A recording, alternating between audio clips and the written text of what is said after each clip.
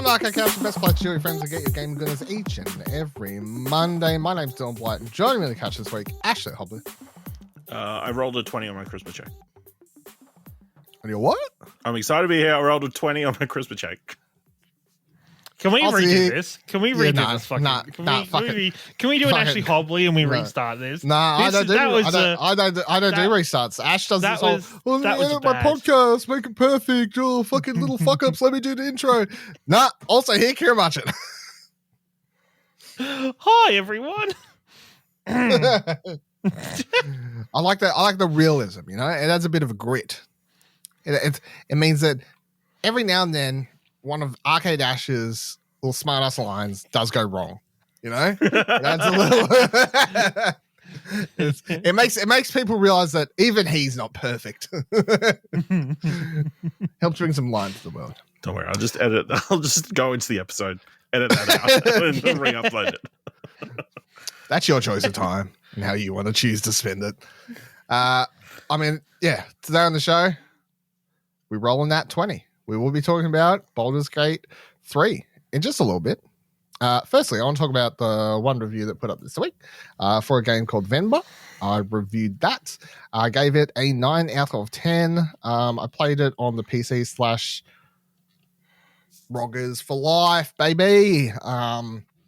So Venba, in case you don't recall seeing the trailers anywhere, I think it's been in both the indie Nintendo Directs. That sounds about right, doesn't it, Ash? You'd remember. And then alongside some of the other indie stuff. Yes. Yeah, Wholesome Direct and all this sort of stuff. So fuck, is it? Xbox. Okay. Yeah, okay. Xbox as well. There you go. So Venba is about an hour long narrative cooking game, which is a very weird mix of genres and words to combine. But it sort of follows this family. You don't really, I guess, play as anyone in particular. I guess you play as Venba herself, which is the mother in the family, but in this family. And the whole game basically takes place within the home at different points over, I'm going to say like 20 odd years. Like it jumps ahead at different points in their life from like the 1980s through to the, I guess now maybe like 2020 sort of unpacking, area. But about cooking. I guess so. Yeah, to a degree, maybe. But yeah, it's like it's a narrative adventure. You get to make some choices with the words, but none of it really matters. There's there's like 6 chapters or whatever it is. Each one jumps ahead some point in time, and then after each, you'll be making a dish at some point. Actually, no. All but one chapter you make cook a dish in each of it. But it's hard to talk about spoilers because the game's only about an hour to 90 minutes long, depending on how long it takes you to do some of the cooking stuff, and how long you read some of the text, I guess, and stuff like that. But it basically follows this family who have just moved to Canada.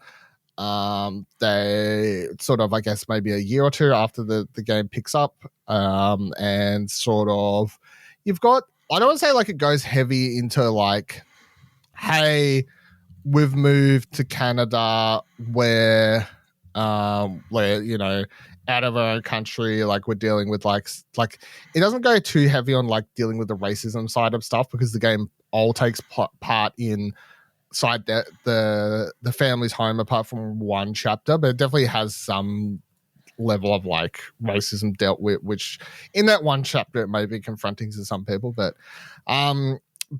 yeah, so yeah, Indian mom, Indian father, you know, they have a child. The child's name is what's his trying to remember it. Kevin, right? So, and I think an important part, and the part where the game started really interests me is, I think once I have the kid, and maybe he's like 10 at this part, so Kavin, Kevin is how he's spelled. He calls himself Kevin, and he has all these friends calling himself Kevin, like Kevin.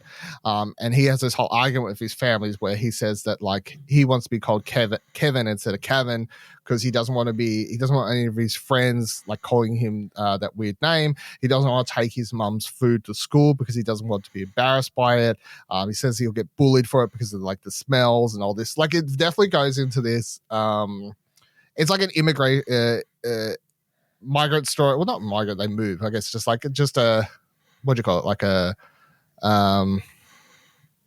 I'm trying to think of the proper wording now, but it's just like dealing with this, like a side of integrating to a mostly white society, I guess, especially from a child's point of view, that you don't usually get seen covered in stories, where it's like sort of like you're seeing this kid grow up sort of not embracing his culture, not embracing any of the stuff his parents want to pass on to him, and not even in the way where they're like trying to force him not to like live or like the things he likes, but they're just trying to embode some of that sort of stuff. So like also in one of the chapters, before you do one of the cooking parts, like the kid's like, no, I want to watch TV, I want to watch a movie, I want to do all this sort of stuff, and they're like, well, oh no, they're like, no, sorry, he says he wants pizza for tea.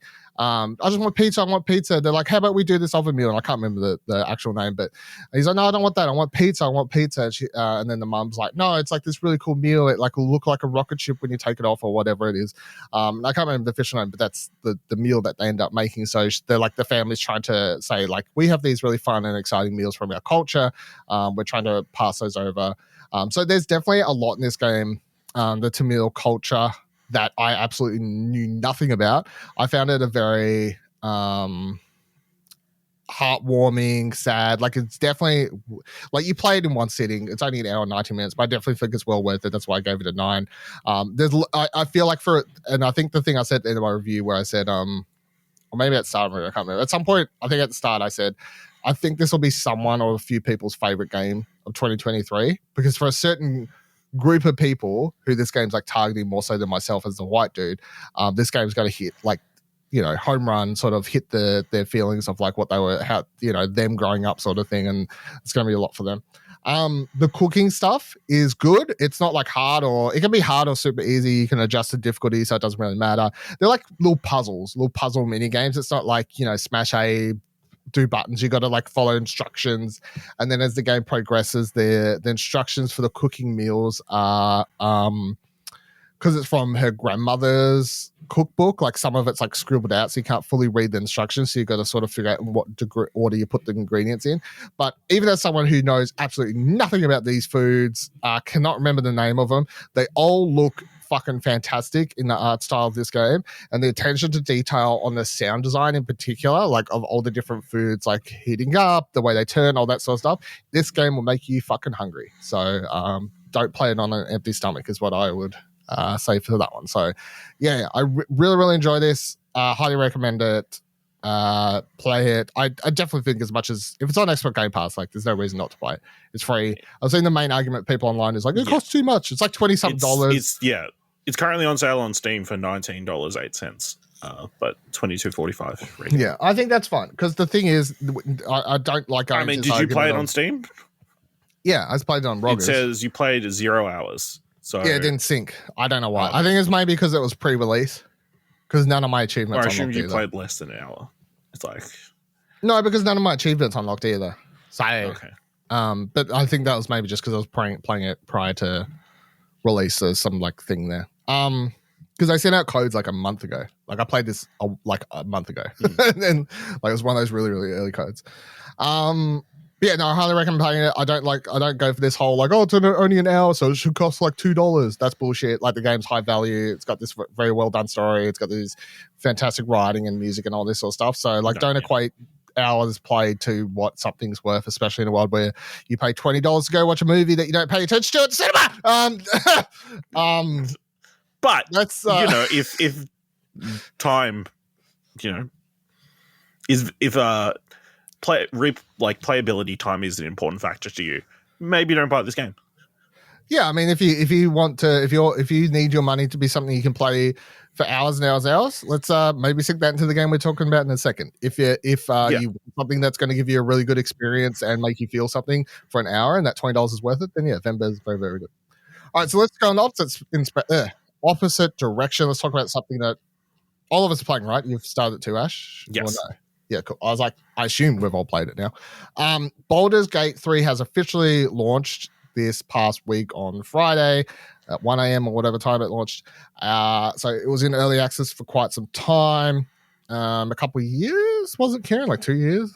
4 years. Does that sound about right? 4 years. Holy fuck. It's 4 years has been early access. crazy. So the full game's released. It is killing it on Steam. It's like it's now broken to top 10, kicking Apex Legends out of the Steam most played games list. It so beat like Cyberpunk for concurrent players on the same day, on the release day. Which is insane considering it's a. Is it?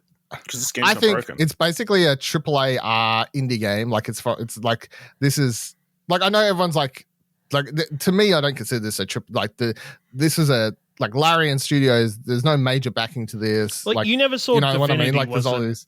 Divinity Original Sin. Divinity wasn't huge. No, it wasn't huge. So, like this is probably Larian pushing into that spectrum. Like this is like the same way.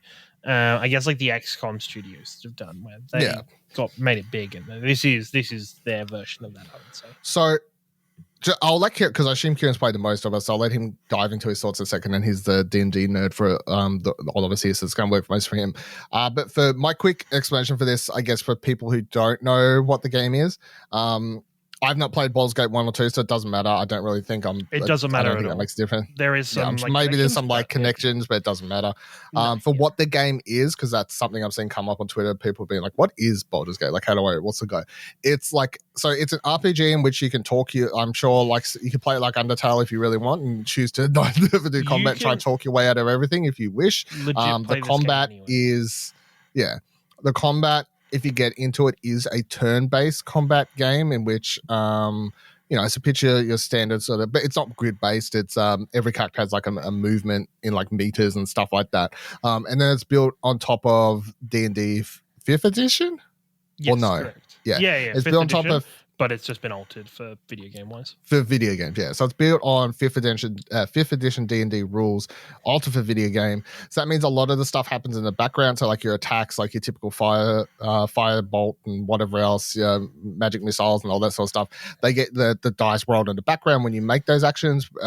When you go to hit enemies, some of the higher rolls, you click a little dice on the screen and you get to see yourself get a nat 1, and the big words critical failure happen on screen, which fucking pisses me off something amazing. But like, so you do some of that, and then it's a very like open RPG in which you can sort of play it how you want, which is sort of crazy as seen by the clip I've watched that's been going around Twitter, which I love so much, of just Matt Mercer just like breaking the game, and the director from Larian just being like, that's pretty smart. Well, I think this is the beauty of what this game does is that it captures what Dungeons and Dragons is as a premise, in terms of, I know you alluded to, you could talk your way through things, or you might have to end up fighting. It's even deeper than that. Like anything that you could imagine to do, you could, like, this game has systems to probably make work somehow within, of course, the infrastructure of D&D, but you could make things work. There's a magic spell called Disguise Self, and you could, if you're going into a bunch of goblins that are probably going to attack you, you could turn yourself to look like a goblin. Actually, I don't think you do goblins, but you could turn yourself to look in like a drow or something that they would be friends with, and walk up, and the game is prepared for you to have that conversation as a drow, and would be prepared for all of the potential outcomes or how the conversation would go with it. Some of my favorite clips I've seen so far from the game are just the most random shit, but it's perfectly into a D&D world. The funniest one I saw today was a dude like playing as a fucking like the smallest looking dwarf I think I've ever seen. I don't know. It'd probably a gnome. Gnome. So he's playing as a gnome, goes to kick open a door. I don't know if you've seen this clip, like rolls for it with the worst strength stats ever in the world. Somehow rolls a nat 20. This fucking gnome just like drop kicks his door, it bursts open. The dude on the stream just loses it laughing. Like, it's the funniest fucking thing I've seen. It is. And it's a game that is just so filled with opportunities for you to play it however you want. I saw someone posted a Steam review where the person wrote, I killed a lady for money, and then I used a Revivify spell on her, and that led her into thinking, I saved her. Yeah. Which imagine bring someone back to life and be like, who killed me? Oh, it's that guy over there. and this is kind of the beauty of the situation is, so I'm 14 hours into the game on my normal playthrough. I've got a normal playthrough, and I've got a playthrough I'm doing in a multiplayer game with some friends at the same time. And so and they're both wildly very different in terms of I guess my approach to them. I'm using one of the pre-made characters almost for the co-op, for the multiplayer game. It's very tempted, but I didn't. Yeah, which I'm actually really interested in because they've added a lot for those characters in terms of you get to experience it from their point of view instead of experiencing it as a character next to them. And it's so much fun to just operate in a very different way. That there is so many things where my main playthrough, my single player playthrough, I'm playing as a bard with incredibly high persuasion and deception, and I'm just talking my way through situations and having fun doing that and enjoying that. And there's it's with this other character, I'm more sneaky, I'm killing people, I'm doing more chaotic shit, which is quite fun and enjoyable. Which pre-made character are you playing? I'm playing as S.T.A.L.K.E.R, the vampire. Yeah, okay. It's like the first one you come. Well, it's the first one I came across of the pre. So technically, it's the first one outside because there's the Gith, Laz, which I think you can ignore a lot of them on the ship, right? If you wanted to. On the ship, you forced to meet Laz. Because she's like the first. You could say we should separate them. Oh, you could say to all of them, no, see you later. Technically, you could play this game without running into any of them or interacting with any of them. Or having any of them in the solo player. Yeah, or have any of them in the camp. It is... People's games could be very wildly different to... it just depends on what your character's good at, what you're interested in, what you want to... you might be interested in a particular character storyline, you'll go down there and it takes you through natural. Or the best thing about this game, and I guess I'd put in 46 hours into the early access, was I think where my game clock was before over the 2 years, over the 4 years. 4 years. Yeah, it was 46 hours of where I jumped in, played as different characters or played with different friends and just enjoyed it. And this game is so fucking natural just to D&D, where you just end up going on sporadic fucking adventures where you find stuff. Like you walk in and there is one of my favorite little side quests is you walk into a cave and you meet an owlbear, or you fight an owlbear if you don't deal with it very well. And then if you kill that owlbear, you then find out that there is an owlbear baby in there, and it's up to you and your decisions of what happens to that owlbear throughout the game and stuff. And you see it reappear a couple times. Or like naturally, you're exploring something, you read something, and then you go, "Wait, there's a cellar to this house," and you start exploring, and then it's like, "Oh, these are fucking not just a normal apothecary. This is an evil wizard that has been." Fooling these people for fucking ages and has been trying to perfect raising the dead." And you go into this whole backstory of this. It's nothing to do with any of the main quests you've been doing. You've just naturally found this. And I think there's so much of that to this game that is so fucking exciting. And I'm excited just to replay it and just to take different perspectives and play different characters and just to enjoy the ride. And they've made adjustments. Even the early access was only ever Act 1 of this game, but they have changed a decent amount of Act 1. The tutorial or the opening section on the ship used to be much longer, and they have streamlined the shit out of that now.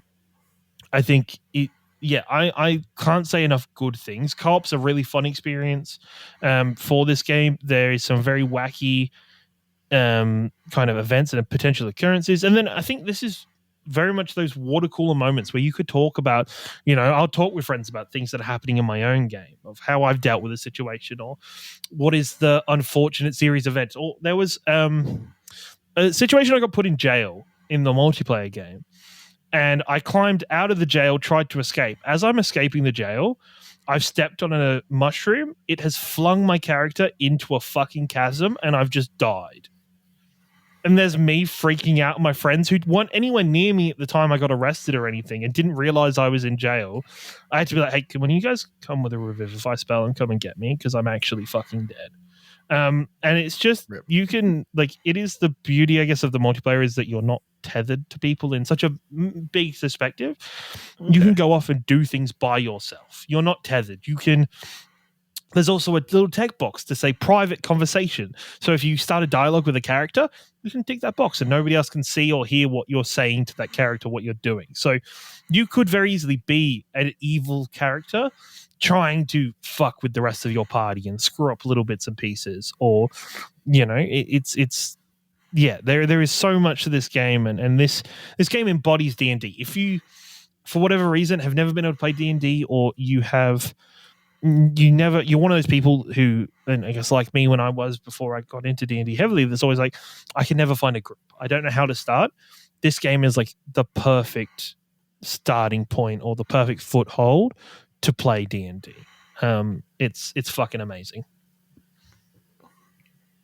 Ash, how much are you going? I've put like 4 hours in, so I'm not that far into really. I was gonna say, I'm only like 3 or 4, I think. So yeah, I'm really enjoying it so far. Like, I played a little bit of the early access, like it turns out 4 years ago, and yeah, it definitely feels more streamlined or like much easier to get into. Like, I remember like playing it the first time and like dying several times, but this time not so much. So I feel like that element has been improved greatly. But yeah, it's lots of options, lots of choices. Just it definitely feels like the most close to Dungeons and Dragons a video game has ever been to. Like, even just having to do the actual rolls, I think is super cool. Or you're walking around and you keep seeing the perception check fails on all your characters, and you're like, what the fuck is in this room? And then there's a bunch of grease and a bunch of fire, and then you're fucked. So yeah, I'm really enjoying it so far. My only tip is save. Yeah. Save a lot. Auto save is not your friend. I need to rant. I lost 2 hours of my fucking life. I got home from work early, and I was so excited to play D&D Friday. Started playing for 2 hours. Then realized I had a bug that just wouldn't let me save or load the game. There's a save data bug that they just patched, right? Yeah. Yes. Yeah. Which I had to end up fucking doing. Yeah, I think I created like 4 or 5. I did this character creation like 5 times in the end on Friday. I was so tilted by the end of it. But definitely 100% save. The autosave feature sometimes works in terms of, hey, you're about to do something scary. The game will autosave in preparation for it beforehand. But other than that, fuck, you will, if you die and you haven't been saving lots, you'll be like, oh, I need to go back like fucking ages to get. I played like the last hour.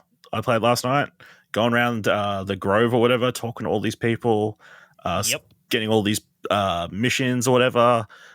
Doing all that, go down this, near a prison, jump down to the secret door. You were fighting the goblins. Like, the door. No, you ran into the fucking room. Statue. The statue thing killed you, or was it the goblins? The statue thing. It was the combination. And yeah, I lost all that. I lost an hour. Yeah, I definitely feel like I understand that, like, I guess their worries if they implemented too much autosave, it could like annoy people that they couldn't backtrack.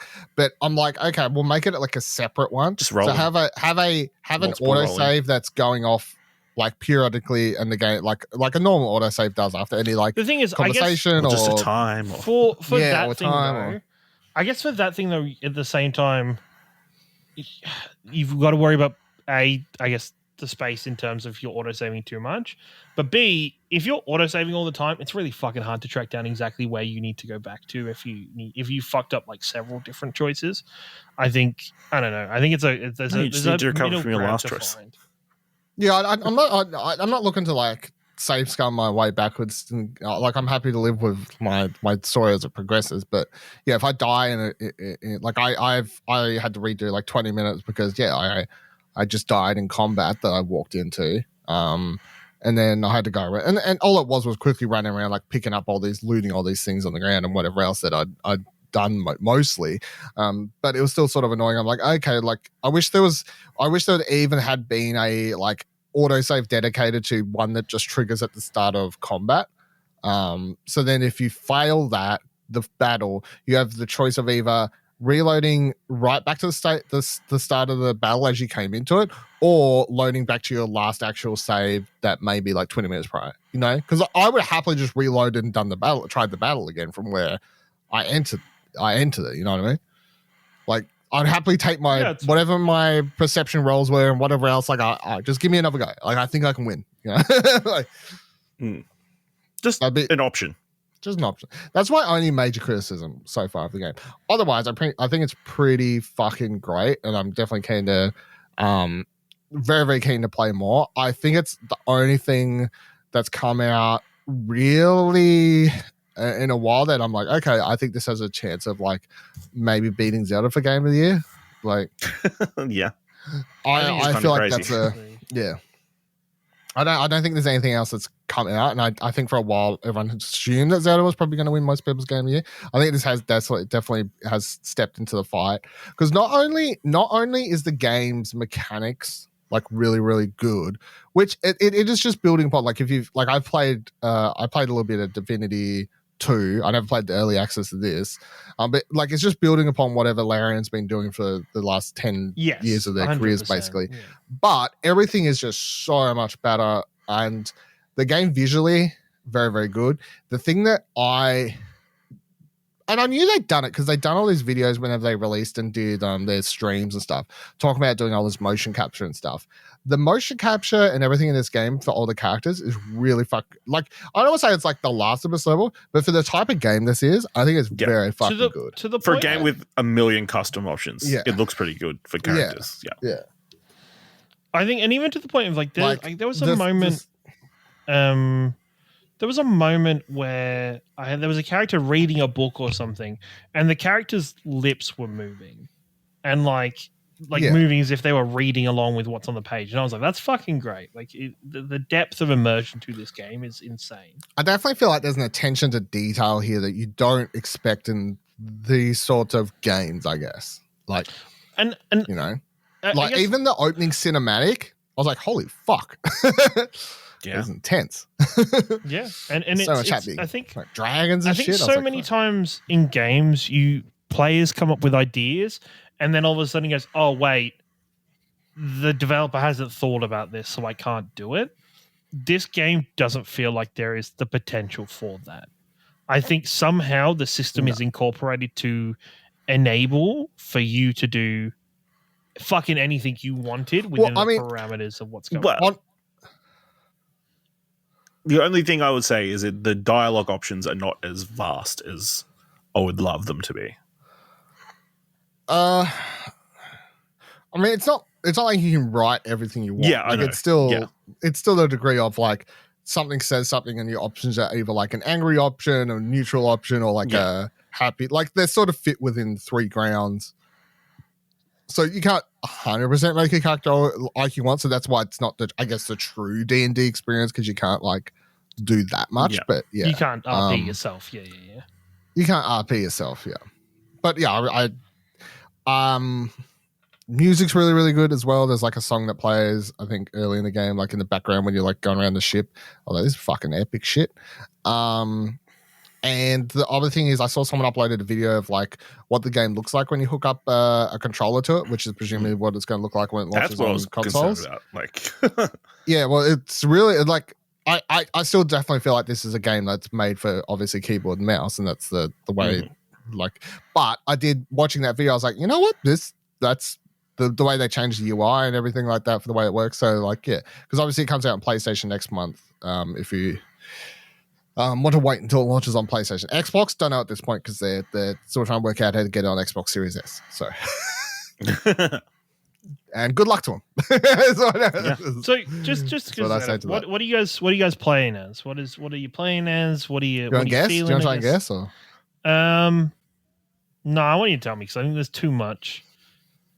Right, I'm half elf.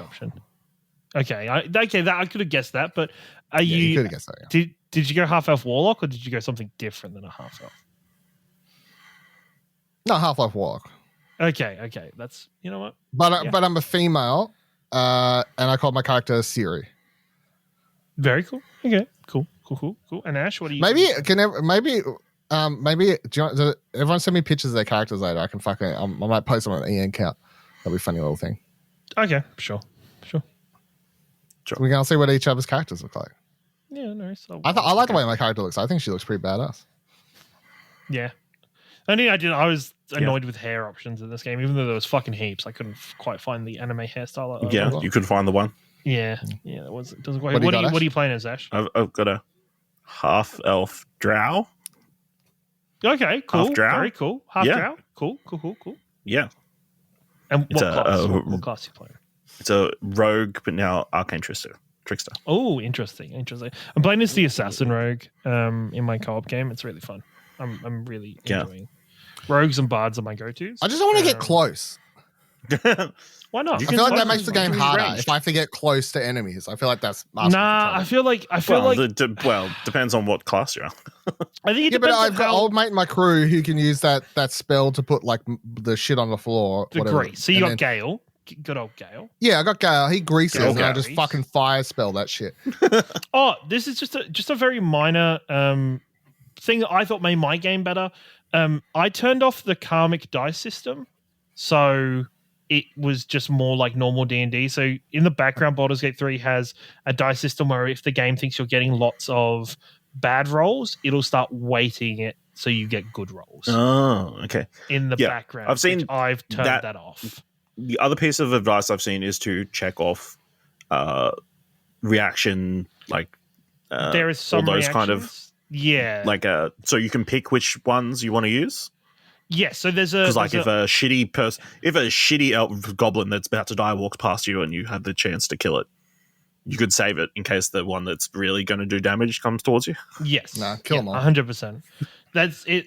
Just brings up a text box and says, hey, do you want to attack this person as you're going past? And you just tick it. I definitely don't feel like this is the game. Like, if I think about other like turn-based combat games, I don't feel like this is one where any combat encounter I've got into, every enemy... I don't feel like any enemy's not dangerous. Like I feel like any enemy could kill me. Can fuck you up, and that's D&D in general. The first 5 levels are scary as shit in general, no matter what you're playing. So it's not that thing of like randomly one hit you. But in like other turn-based games, you'll have those small. They usually have those small enemies that maybe do 1 HP attacks, and you'll be like, "It's fine. I'll leave those. I'll focus fire and make sure I kill this thing first." Whereas I feel like I was starting to do that in this game, and now I'm like, no. Even if that thing's on 1 HP, I'm going to fucking waste an entire attack to kill it because that thing on 1 HP is still as dangerous as this thing over here. Like everything is going to just fucking kill you. Like, and it's as a whole, I think, I think to make combat easier for everybody, just get in the habit, even though the surprise round system can be a little funky sometimes in terms of getting the rest of your party in.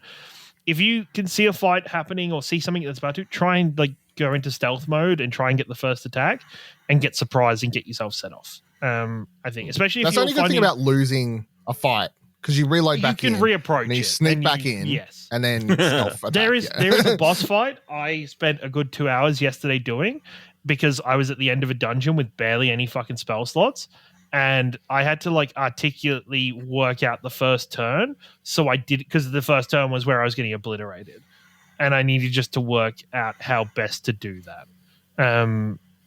I think, I love this game. I can't say enough good things about this, especially narratively. I think all of I don't know how many of the NPCs, the party members you guys have met yet. I would doubt you've met 1 or 2 of them that I have more. I think I'm up to 4. 4. So you've probably got Asterion, 5, Shadowheart, Gale, Will, and who am I missing? Oh, and Lazriel.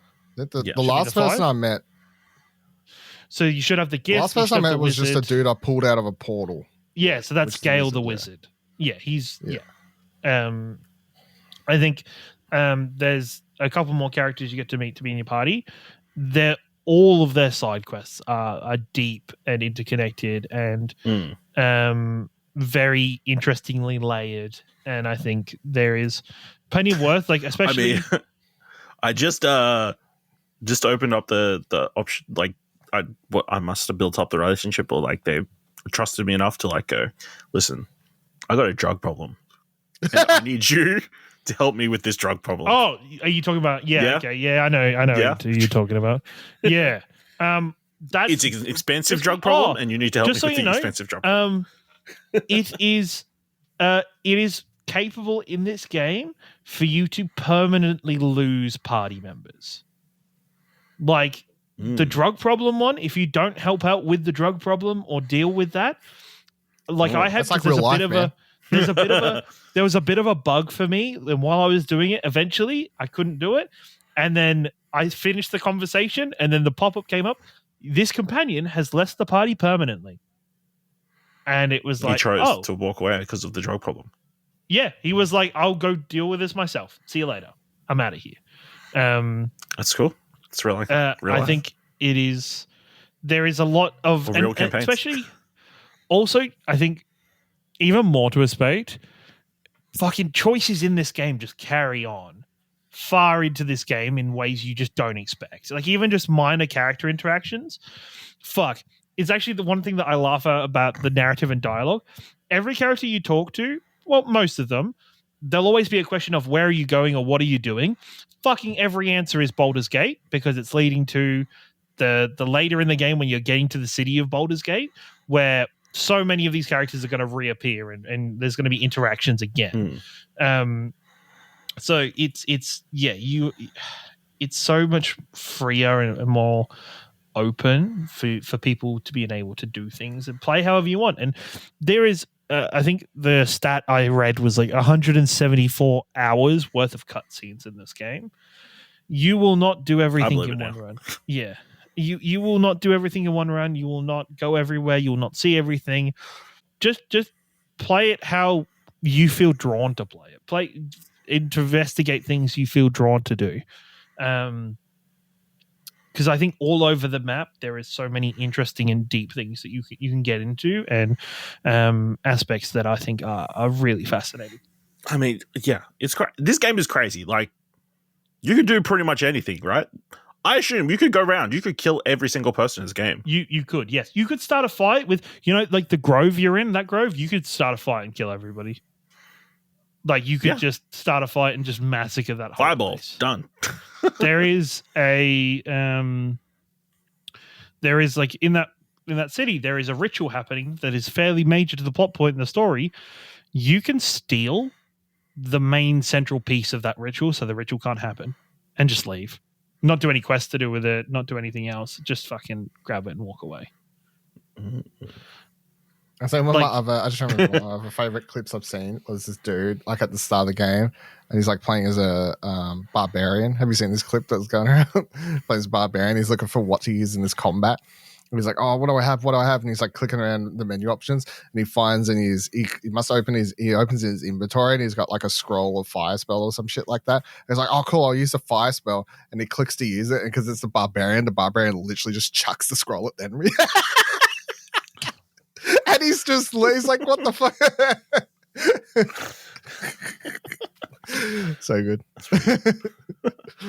And another clip I've seen going around is when these people just open up they must be doing some quest or something and open up a barn door and it's just two orcs fucking. That is a you will see a bug there, which is like a furry person and a troll who's a massive person just going at it. I mean it when I've said it. I don't know if I said it on this podcast yet. I've said it to everybody else I talked to about this game. The fact that in a trailer, in a player showcase, they showed that you can fuck a bear is like, okay, so if that's what they're willing to show, what's the shit in this game that they can't show? I mean, like, a lot of people were surprised by the character creation. Just so you know, you can, not that me and my friends have totally done this where everybody took their clothes off in camp and just was like, this is what your character's packing. Every character you could just get fully fucking naked. I think you did that. Sounds like you did that, but. No, but you can like completely just like strip down everything and see what's packing. I like how everyone in that clip of Twitch streamers doing it, where they click the button that literally says hide clothes, and then everyone's reaction is, "Oh god, my character's naked." I'm like, you click the button that says hide clothes. Well, I think it's so many video games you click hide clothes and they're still wearing like underwear. They're still wearing something. They're still I guess. covered.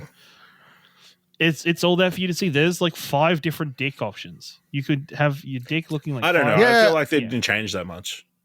It was a lot of It's a lot of hair changing. I feel. Yeah, it was. I definitely feel like. Admittedly, I didn't zoom in, so I mean, dick option A to E, and then I think you only have like 2 or 3 vulva options. Like I feel like it's an unfair, unfair mix. Is what I'm gonna say. Need an even amount of dick to vag options. But yeah, the co-op works really. Does the co-op work? Co-op works amazingly well. Like co-op works really, really well. I think it's you are not tethered. You can walk off. You can go to the other side of the map if you wanted to, and stroll off to somewhere completely fucking different. Which is the same thing as in. Be very careful because this sometimes happens. In the single player, if one of your party members gets unhooked from the rest of the group in like the linking tab on like the left-hand side, and you walk off the other side of the map, that other character is just stood wherever you left them. And you have to like click onto them and then walk them back to where you are to get them back, or you go back for them to get like there is no tethering. You can't just bounce between people in different situations. You can stuff like say me like I am the rogue, I'm the thief. So if I need to steal something, I will get somebody to start a conversation with another character, with the NPC that's looking at it, to turn their line of sight away so I can just quickly go and grab stuff and do stuff and steal it. Like it is there's a lot. I think the co-op works so well and so interestingly. How does that work with the NPC party? So you can only either there is a maximum because of you're 4, playing them. Yeah. Well, it depends, right? So there's a maximum of 4 players, 4 people in the party at the time. If you are only playing like 2 players, you each get 1 NPC to come with you to make up the group of 4. If you have 4 players, you're kind of stuck and you can't take anybody with you. I don't know how. We haven't gone far enough to really discover like how NPC like side quests work in that feature. So I'll be interested to see how that goes as we start going deeper into their side quests. At the start, in the very first mission, we had 5 technically, and whoever was hosting the lobby got to control the gift character because she was forced to be with us. But yeah, I think it was. It's. I'm interested to see more and more how the co-op works as we get kind of deeper into the game and there's more systems going on and we're doing wildly different things.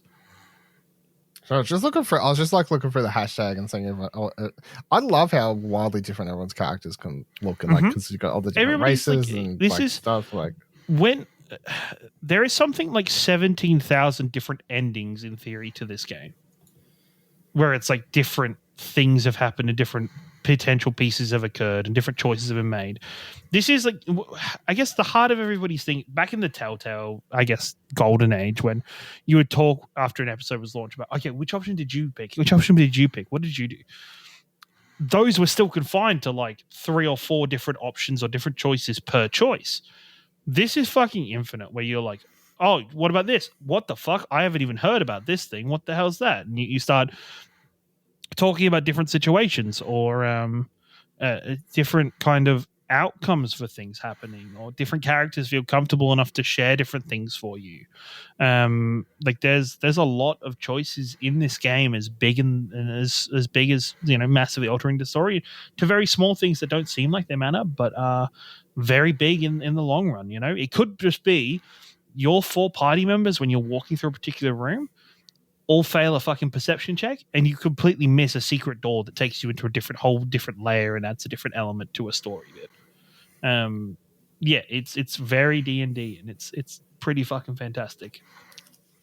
The other thing before we wrap up this, no quality critics on this one, because the interesting thing, I guess, about early access was they were unable to they couldn't give out early versions. They couldn't give out the full version of the game because there's no way in Steam to upload the full version and like have that be live at the same time as like keeping people out and keeping them only in the early access version without fully shutting out the normal version. Making up a whole entire different version. Yes. So everyone, including critics from IGN to us, started playing the game at the same time, other than if you'd been playing early access. So I thought that was interesting. So that's a massive RPG, but yeah, I know. Was there much different? When was the last time that you played it in early access, and how much different do you feel like it was? When the Barbarian and Bard released, that maybe is 12 months ago. I jumped in then for a little bit and played a bit. Look, this is so. The whole start mission has completely changed.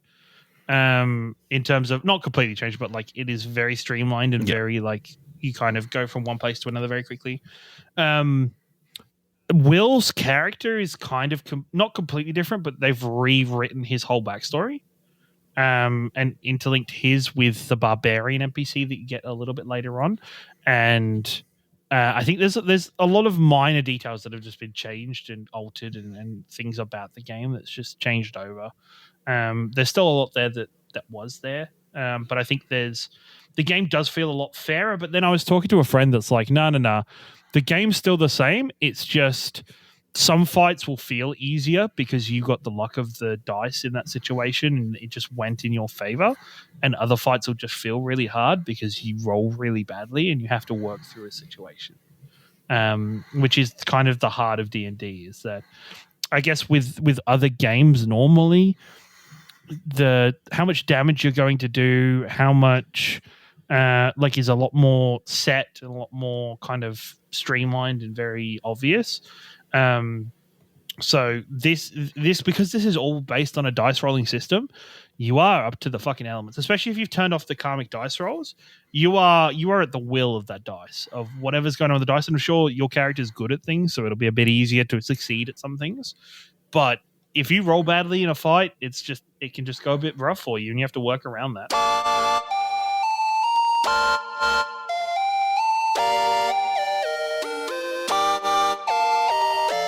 All right, we'll talk about more Baldur's Gate in the coming weeks, I'm sure, as we all continue playing it. But let's get into some news.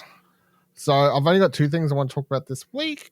Firstly, Xbox has announced, Xbox/Microsoft, whatever we call them, what they're bringing to Gamescom. So press start rights, touting the largest booth it's ever brought to Gamescom. Xbox says it will have over 150 gaming stations featuring 30 titles at show, along with 300-seat theater, photo opportunities, and Xbox FanFest action.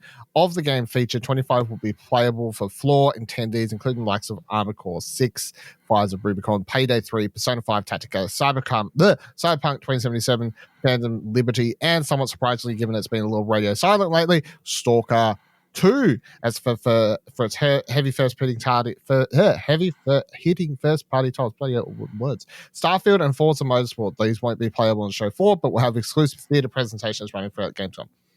So, of course, in case people have forgot, Gamescom, it's coming up soon. It is about 3 weeks away. 27th is when Gamescom is happening. Jeff Keighley will be doing a show. I'm assuming if Xbox is going hard and having their biggest thing here, that they're going to have like a bit of a presence in Jeff's opening night live, all that sort of stuff. And I'm also just reading between the lines a bit, and I'm sort of hoping, because I'm keen on the game, but if Stalker 2 is going to be playable, then maybe we're getting a decent bit of information from Stalker during the show itself, which would be good and also interesting considering, Ukraine. So as Gamescom snuck up on you, Ash, did you remember that this was happening in a couple of weeks? Yes. I definitely remember, it's only, when are we doing opening night live predictions? I mean, have to do it soon, maybe next week. Yeah. I mean, technically we could have put them as part of our last predictions, so no. Yeah. But yeah, just this year's going very quickly. It is going very quickly. Do you reckon we'll get anything big out of this, or it doesn't really like? I mean, considering Starfield's 2 weeks away after that, when Starfield come out, like 9th or no? When is it? Yeah, something like that. Early September, I know. 6th. I suspect there'll be a section playable. You reckon? Yeah. Like they'll have the opening cinematic or something.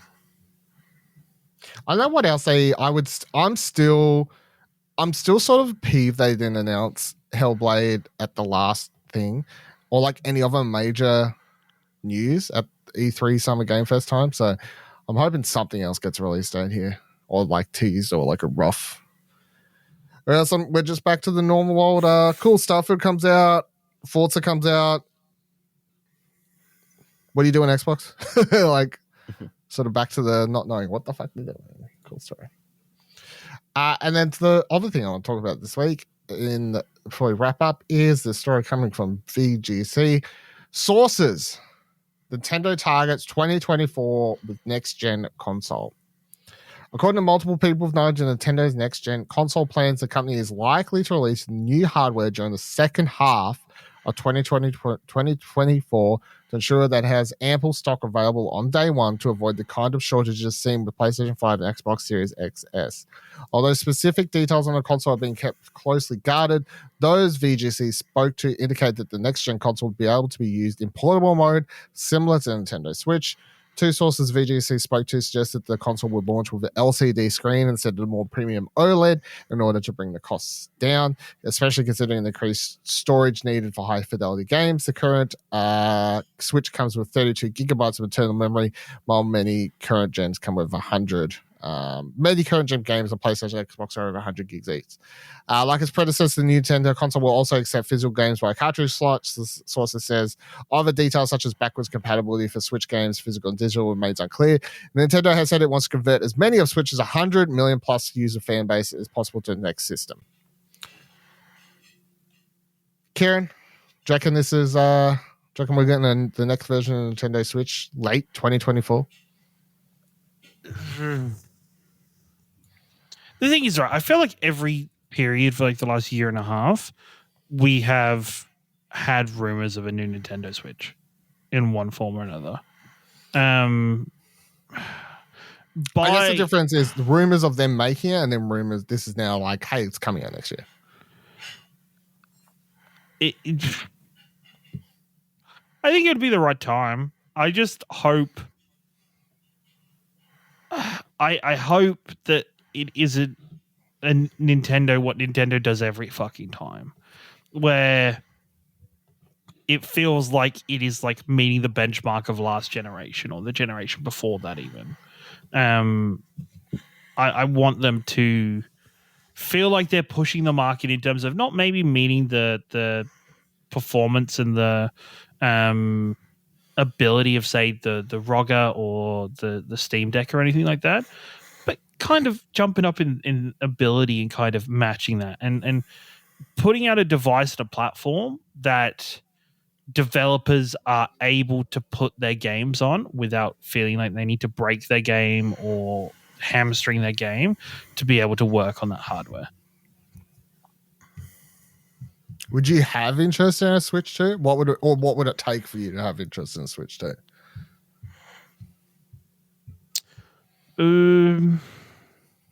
I don't know. I feel like it was.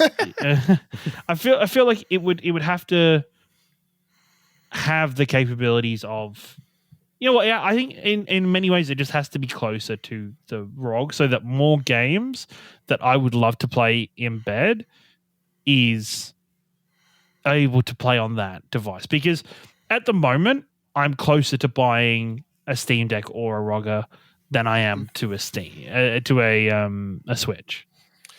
I'm going to shut you down straight away and say that's never going to happen. For one, it's never going to happen. But it's not. It's not about Nintendo not having the ability to do it. It's the price tag. The difference. I don't even think. I think they could get like halfway there without meeting the big price tag. I honestly think they could put like a half decent effort. They could probably get halfway there, but it's never going to be anywhere close to Steam. No, but that's the thing. All I want is them to go halfway. We're shaking your head about it. It's Kieran, talking all this big game about, not being interested in one unless they do all this stuff. As soon as a bunch of people are like, hey, this is so good, I'm having such a fun time. That's a very good point. Kieran comes in with credit card. give me that Switch 2. Did you just buy a new Switch this year? Yeah, but it'll be by the end of next year, so that's completely different. What the fuck? That's like completely different. I'm just saying. If it was, you know what? No. If they had said, "Oh, we're going to release a new Switch at the end of this year," I'd be like, "I don't care. I'm not going to be buying it," and I would be. Yeah. It's the end of next year, so I guess by that point, it's like, yes. I don't know. I feel like it's like the frustrating. What I'm saying is, you got swept up in the Zelda hype earlier this year. Yeah, I did. And bought a Switch. And I went fuck it and bought a Switch, and it was a combination with other things. But yeah, no, 100% I did, and I'm okay with that because I felt like there was a good enough reason to do it.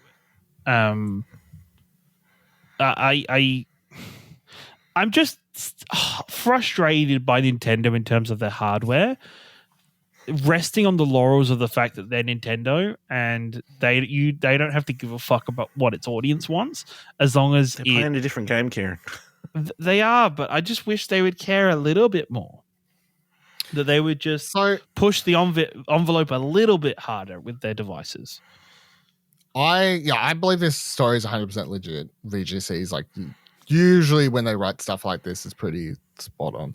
So and everyone knows it's the time. Like it definitely feels like a new Switch should be like coming out like this year. But the fact maybe it would have in a world where they didn't have the stock and pandemic and all that sort of stuff. So late next year that makes sense, sure. I would say I'm the person here who's probably played the Switch the most. Do we feel like that's a yep? That's assessment. So I would say in a world, so I'm at two ends of this. When you're playing stuff like Zelda, the last Pokemon game, these open world games, really feels like the Switch needs a hardware update. The frame drops, the textures, like all that, like it's a rough time with some of these games. And I 100% want the Switch to get. And the thing is, it's a console upgrade, so it's going to get an improvement no matter what. It's just how big. I just don't want it to be like every time that like Nintendo does their quote unquote improvement, it feels like it's a fucking baby step. Like it's still going to be. It's not going to be. I will never. Kieran, just wait. It's going to be the Switch DS, and it's going to have two screens. Because my thing is, so I've still been playing a lot of I talked about last week. I started playing Pikmin 4, right? So I've still been playing absolute living fuck out of that game this entire week. I'm loving it. It's one of my favorite games that I've played this year for sure. And Pikmin 4, this non-open world game, just goes back to I'm just like, Nintendo's great, hey. Like, look at this magical game with the little cute critters and the dog and some. As long as it's a game that doesn't require any effort from the machine, then yeah. So it's definitely these open world ones where I think they're hitting they're pushing the Switch too far. They're hitting the walls on those, and that's definitely where. And you're playing any of those games, you're like, "Fuck, the Switch needs a hardware update." If I was playing Pikmin 4, I'm like, "Yeah, Switch is fine." Like this is great. The art direction carries the game, and I'm sure the same will be for when we're playing the new Mario game at the end of the year, when we're playing the Mario RPG at the end of the year. All these games are still going to play perfectly fine and look fantastic on the Switch. It's just these open world ones and stuff, and outside of their first party games, it's the third party developers don't want to put their games on the Switch because they can't, it's too much trouble, or make their games look like ass to get it on there. So that's when also having a hardware improvement gets more games on the Switch for people to play as well, which is going to be a thing. I think it'll see a big update. I don't think it's not going to be a Steam Deck or anything like equivalent like that. Although I do think and hope that they think about, not so much, because the thing is, if it's coming out next year, what it is has already been decided, right? They're like, it's locked in. They're not like working on this thing, like they're done, right? But I do think if they're going to, for when they're planning their marketing campaign in the coming 12 months, in a world now where when the Switch came out, it basically was, hey, and they've had free reign for years now of being more or less the only handheld gaming console that anyone used. Now, if the success and the popularity of these handheld PCs continue, like the Steam Deck and the ROG Deck and all these other things continue over the next 12 months, they're really going to have to think about how they market this thing and how they talk about it and how they get people like adults to choose the Switch over these other devices, other than it's cheaper. Because I know that kids and families are still... Yeah, kids and families are going to go Switch, whatever. Like that's the market or whatever else. But when you've got someone out there who's like, okay, I've got the money to spend on any of these devices, like, but I don't want to buy two. Like, why am I buying Nintendo Switch 2 over a Steam Deck?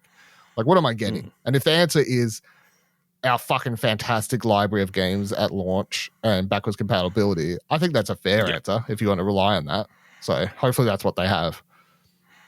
Is what I think. Oh no, Ash, what do you reckon? No, I think, I don't think it needs to be a massive step up, but like, if they can improve performance, battery, and storage, then I feel like, that would be enough to justify another Switch version too.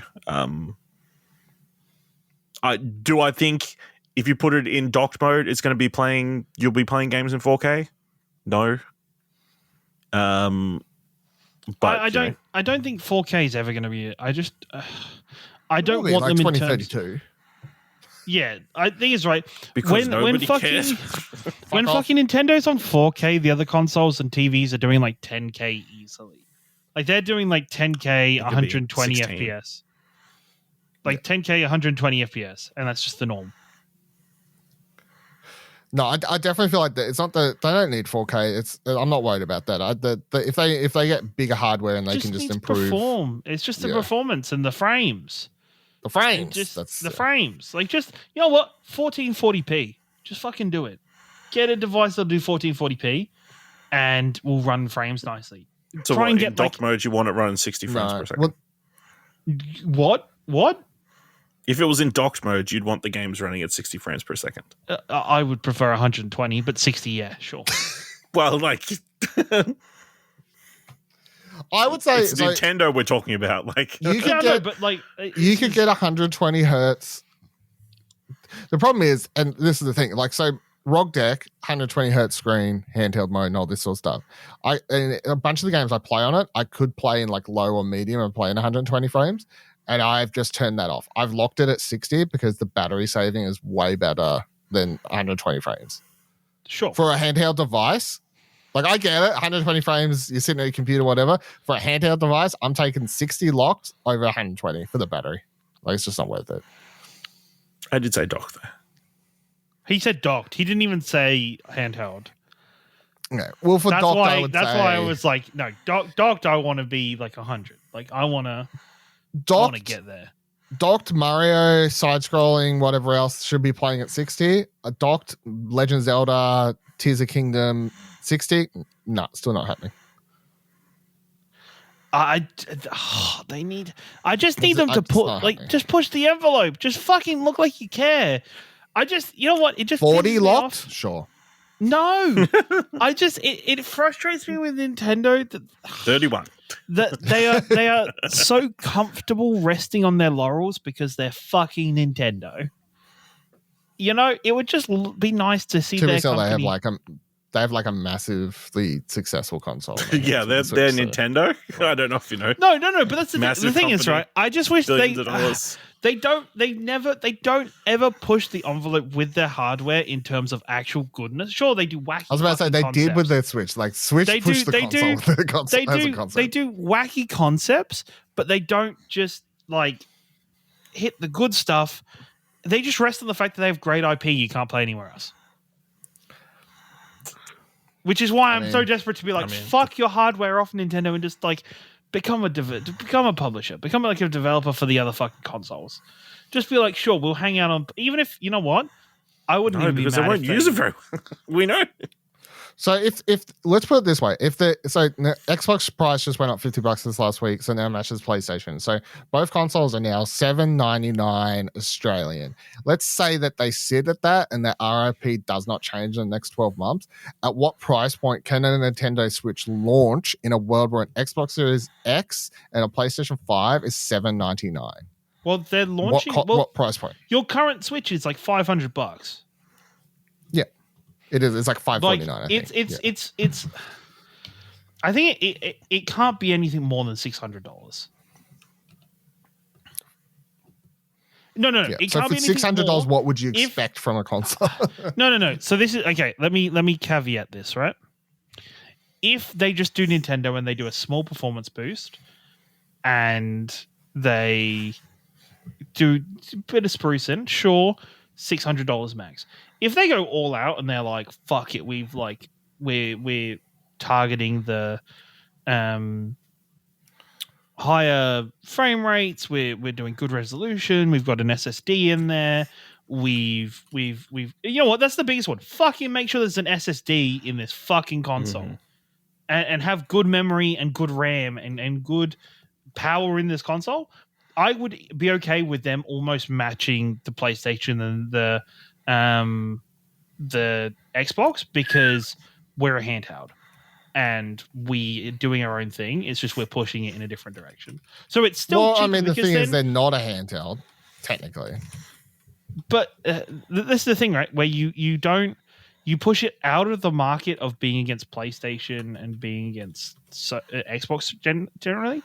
You not only get to challenge them and be on the same ballpark as them, you also get to challenge fucking Roger and Steam Deck and stuff and be like, hey, we're kind of like them. We're not as great, but we're fucking cheaper.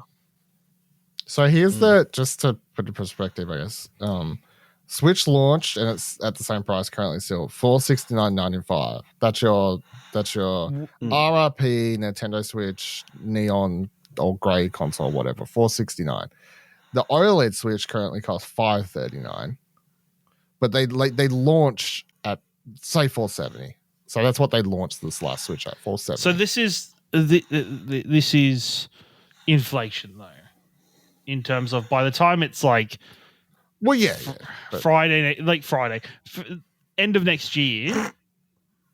I don't know. Time they reach Friday. I don't know. I would say, I would expect and not be shocked to see it launch at around somewhere around that same price point of $550 to $599. I think if they in a realm of what I'm expecting from a Switch, which is just like, I don't know how to put it into words, but just a moderate upgrade in the power, fucking some AMD chip that the rumours be working with, like whatever. If they've done anything a little bit crazier and they do want to push the bounds, maybe at most I would ever, and it would still shock me, but I like $699. I just don't think they could get anywhere close to the like. If they were anywhere too close to the PlayStation, Xbox, it's like you're fucking. That's still really fucking close. Do you reckon they could launch with multiple SKUs? They could, but like that'd be weird. I don't think they. No, I think they don't like to, because they like to, like, they can production line wise, like they're making one thing. So I just think they should launch it with different sized hardware, like in terms of like hard drives and stuff in them. Well, I mean, if it's like the Switch, the hard, well, they just make it like the PlayStation, just add your own storage. Yeah, well, the Switch is like, it comes with what, 32 gigabytes, and you just put an SD card in it for a terabyte or whatever. So, like, Nintendo Switch with an SSD, is that what you just said? Yeah. That's what. Yeah, it should just be a Nintendo with an SSD. It's what I fucking need. You know what? That's the minimum. That is the bare minimum. Just put a fucking SSD in your console. Like SSD. Honestly, for the sake of not carrying this episode on for another half an hour, the stuff I honestly care about the most is like so many small things, like change the design of like the way the Joy-Cons fit on, so they never feel like they're just going to weirdly break off the side of the console. Make the Joy-Cons a little bit more ergodynamic for when you're playing it in handheld, so that people don't know to buy these third-party accessories to play them unless they're child's hands and stuff like that. And then most of the changes I'd love to see are just Nintendo infrastructure of both the Switch and online stuff is the stuff I'd like to see. Nintendo's always. I'm just saying, like, in my dream Dylan world, is happy with the Switch. I was going to say, just change the Joy-Cons and stuff on the side. You don't want any hardware improvements whatsoever. No, I expect hardware improvements. I'm just saying most of the stuff, but that's not what you want. Just most of the stuff you want is nothing to do with hardware. No, you would be happy. No. You pretty much just said you would be happy if they released Pro Joy-Cons you could fit onto any Switch console, and then also released a new infrastructure, and then just released new infrastructure on top of it. I need a little bit of a hardware improvement. I need games like Pokemon and Zelda to not look and play like arse at times. Otherwise, like, also backwards compatibility. They definitely need backwards compatibility, because I've got a lot of digital games on the Switch now. So, which would be necessary, because you can't imagine what would a launch game be.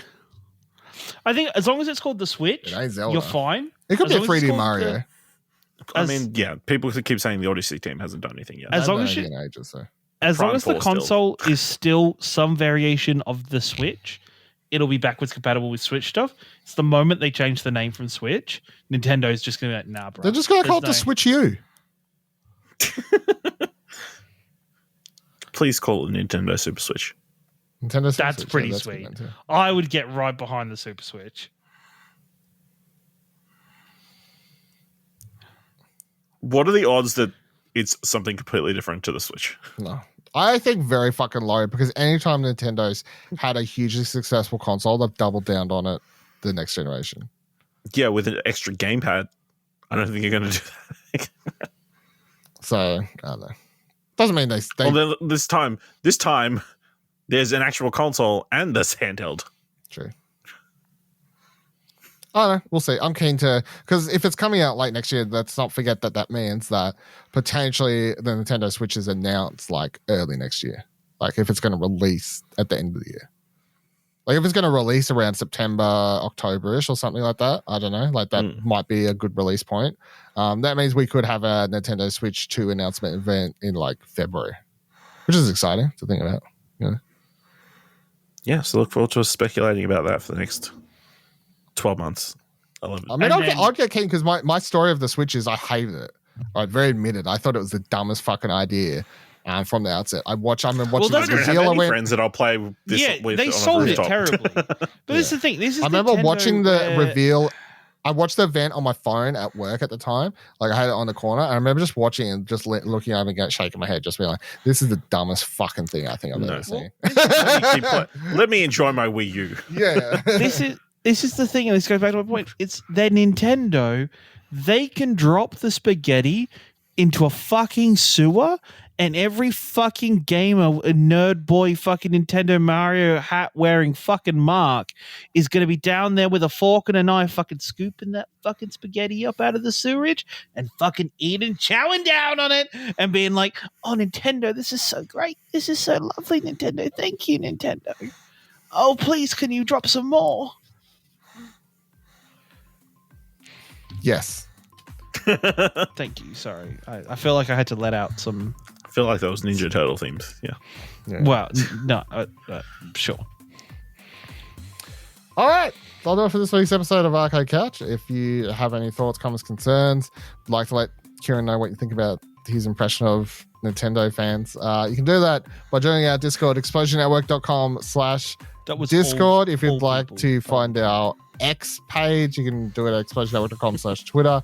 If you like this episode and thought it was worth $1, head on over to our Ko-fi page, explosionnetwork.com/support. And we will see you here, same time, same couch next week. Goodbye now. Roll them 20s. Isn't it a little dumb that it's, if you want to support us on X, go to explosionnetwork.com/Twitter? Not changing it. Not yet.